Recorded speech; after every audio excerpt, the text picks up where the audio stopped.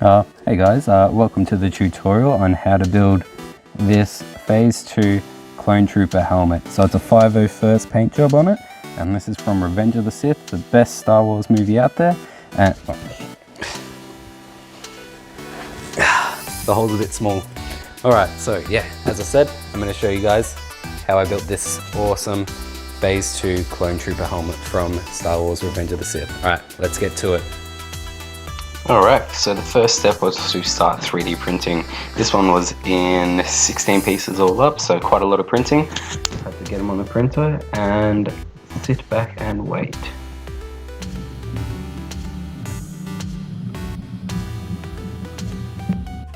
Alrighty, so got all the parts printed. Now I'm going to show you how to start cleaning them up a little bit. So I've got to firstly remove all the supports because this one had quite a big overhang, so there's a lot of support there. But luckily supports are printed where you can just rip it all off. So you want to be careful not to break the actual piece, but the supports are weaker than the rest of it. So you can always use pliers to help out.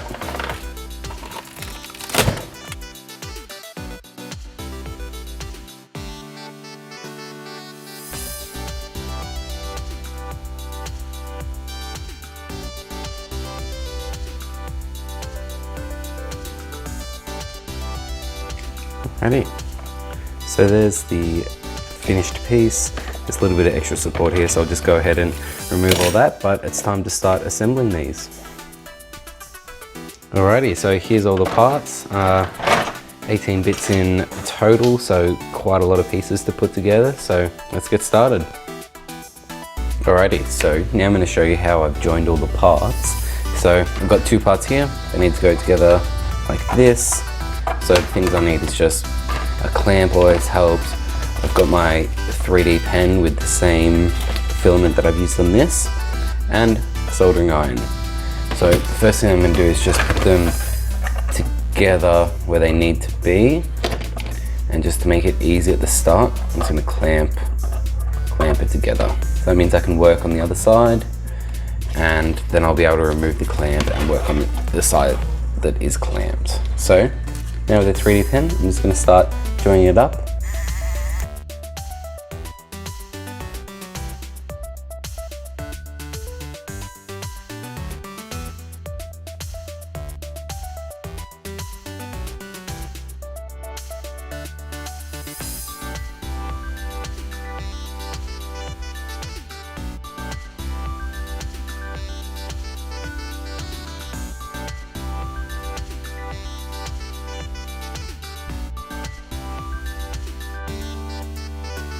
So that's all the 3D pen work that I need to do. So I've got a good seam down there. The inside's all connected. Like that. So now I go ahead and use a soldering iron. I really don't have to worry about the inside. I'm just going to leave it like that. But on the outside here with the soldering iron, I'm just going to go along, melt the bead and just smooth it out.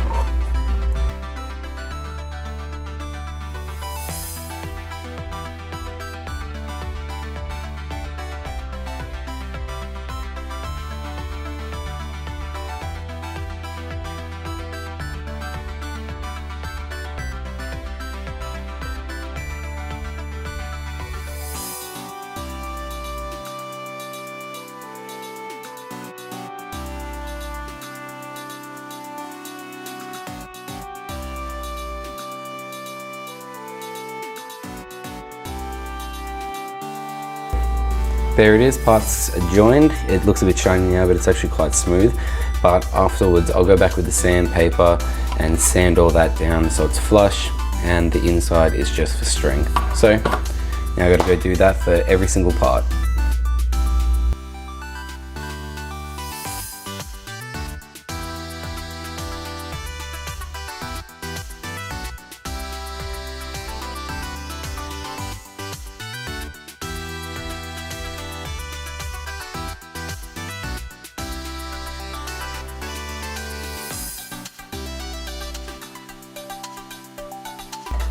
Alrighty, so I've finished putting together a bunch of parts. So I've got the bottom layer, the middle layer, and then I also have the top dome. So now it is time to put all three of these together. So I think I'm going to start with the top dome and then the middle section, just because then I've got the bottom section open like this, which will allow me to get in there and make sure I make good connections, and then I'll put the last section on the top there. All right, it's going to take a while, but let's get started.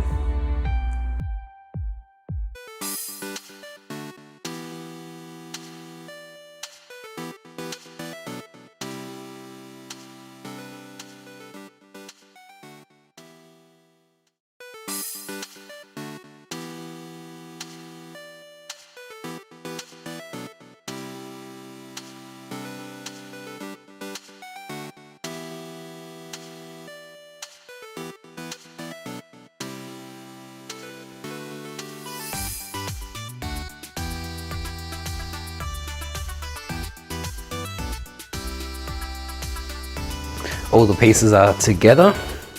We've welded them quite well together with a 3D pen here. So I think that was quite a good method.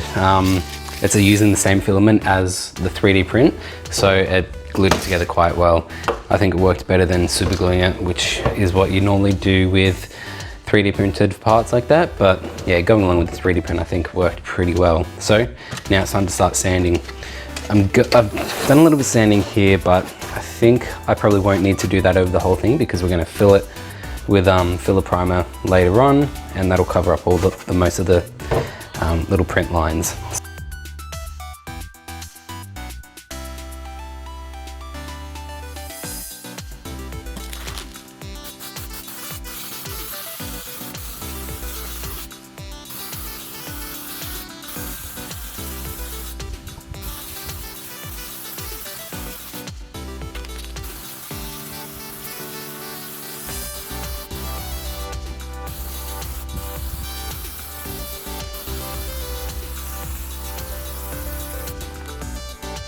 Alright, so I've put a couple layers of the filler primer on, and now it's time to put on some thicker filler in the spots where I can tell that there's actually big gaps that the paint won't actually fill in. So this is just a two-part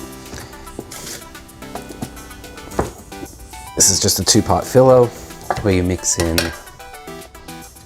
some of this with some catalyst, and then you just put it on wherever you've got the big gaps, and we'll go back and sand it down later.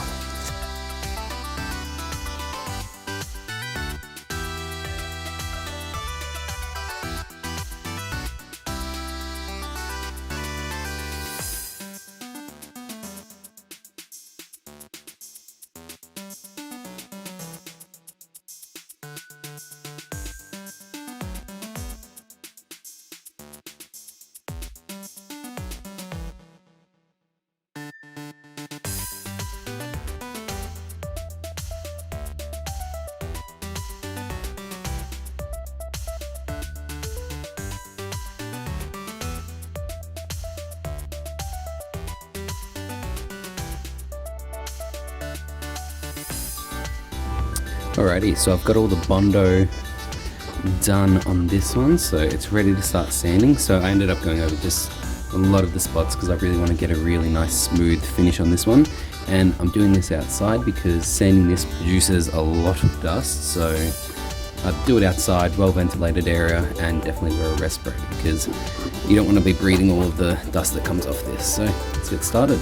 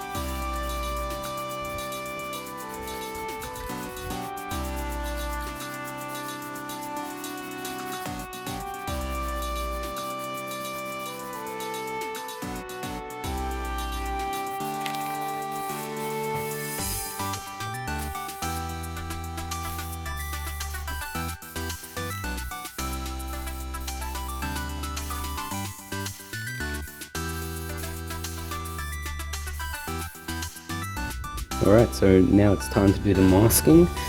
I've decided I'm going to go with the Phase 2 501st paint job, so that is just a blue strip down the middle.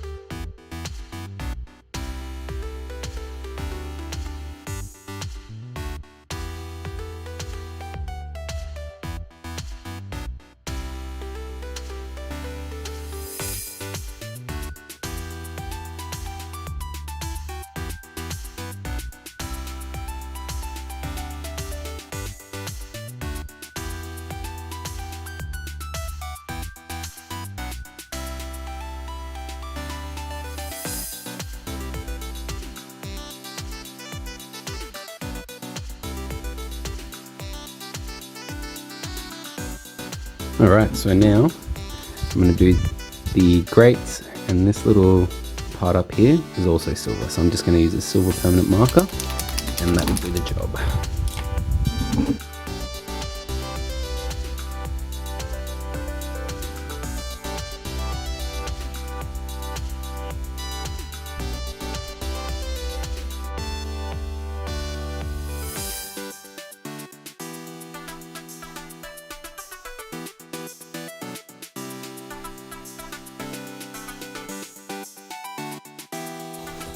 Alrighty, so now it's time to start some airbrushing. So I'm going to start off with just some dark brown here.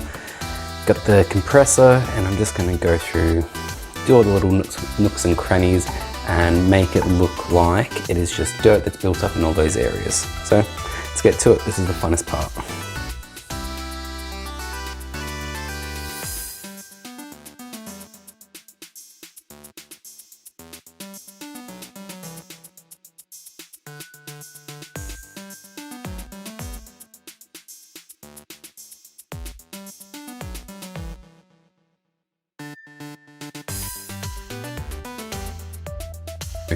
I'm going to go ahead and use some black.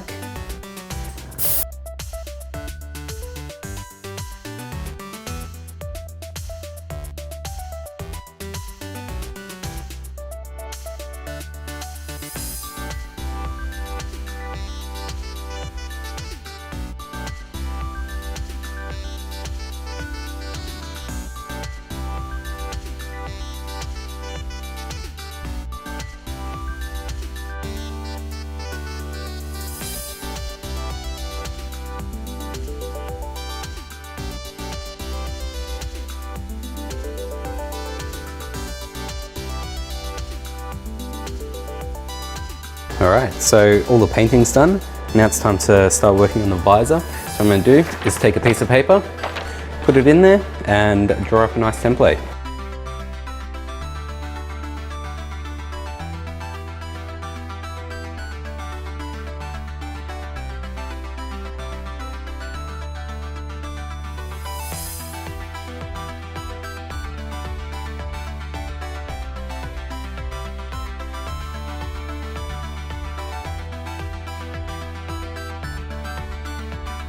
Alright, so I've got my piece of plastic here. So I'm going to trace out, oh God, where's the tape? I'm going to trace out the outside and then just cut it out.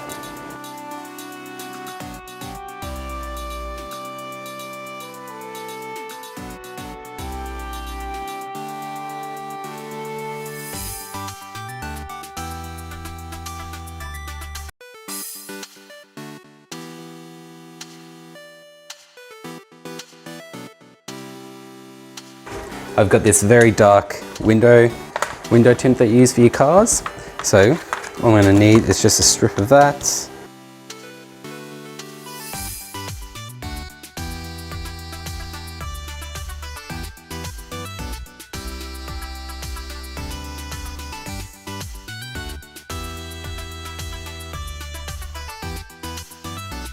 Alright, so we've got the visor here ready to go.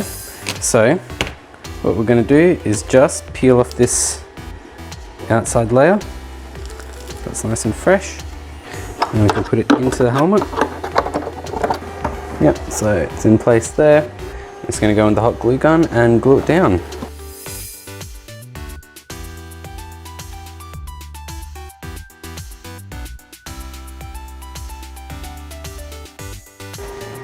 There we go, so the visor is in place. That's just a view from the inside of what it looks like. Just a whole lot of hot glue. Alright, and that completes it. Alright guys, there it is. The completed 501st Phase 2 Clone Trooper from Revenge of the Sith. So I'm imagining it's one of the clone troopers that went into the Jedi Temple with Darth Vader to kill all the Jedi. And that's where he got all this battle damage and scuff marks from. So that's kind of cool. Hope you really enjoyed the tutorial. You can use this principle or these principles with making any kind of helmet out there. It doesn't have to be a clone trooper helmet. So I hope that this has helped in some way and that you can build your own. Thanks very much for watching guys. I will see you on the next one. Don't forget to like and subscribe, and thanks again for watching. See you later. Alright guys, I forgot to say, it does actually have a hole in there so you can actually put it on your head. And here we go. Yes, how good does that look?